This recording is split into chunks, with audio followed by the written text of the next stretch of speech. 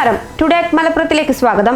പരപ്പനങ്ങാടിയിൽ പരിശീലന കേന്ദ്രത്തിലേക്ക് പോകവെ കാറിടിച്ച് കരാട്ടെ പരിശീലകൻ മരിച്ചു. ഉണ്ണിപ്പുറത്തെ പ്രസാദ് കോട്ടത്തറയാണ് മരിച്ചത്.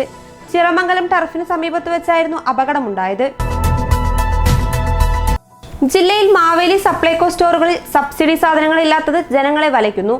ജൂലൈ മാസം അവസാനത്തോടെയാണ് സബ്സിഡി സാധനങ്ങൾ ഏകദേശം പൂർണ്ണമായി സപ്ലൈകോ മാവേലി ഔട്ട്ലെറ്റുകളിൽ കാലിയായത്. ഡിജിറ്റൽ സാക്ഷരത എല്ലാവർക്കും എത്തിച്ചു നൽകി കേരളപ്പിറവി ദിനത്തിൽ സംസ്ഥാനത്തെ സമ്പൂർണ്ണ ഡിജിറ്റൽ സാക്ഷരതാ സംസ്ഥാനമായി പ്രഖ്യാപിക്കുന്നതിന് മുന്നോടിയായി നടത്തുന്ന ഡിജി സർവേ ജില്ലയിൽ മന്ദഗതിയിൽ. 11 ലക്ഷം ഗാർഹിക ഉപഭോക്താക്കളുള്ള ജില്ലയിൽ 70,000 വീടുകളിൽ മാത്രമാണ് സർവേ പൂർത്തിയാക്കിയത്.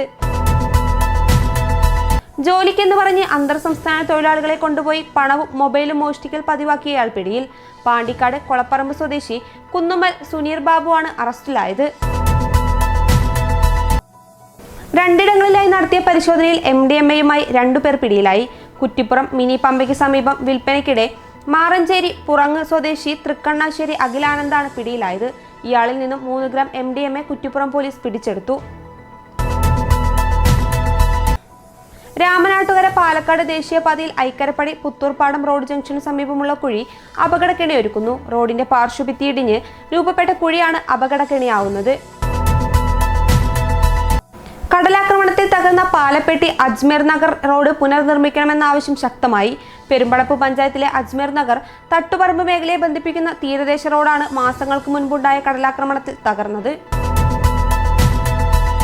ഇതോടെ ടുഡേ അറ്റ് മലപ്പുറം സമാപിക്കുന്നു. പുതിയ വാർത്തകളുമായി അടുത്ത ദിവസം കാണാം. നന്ദി.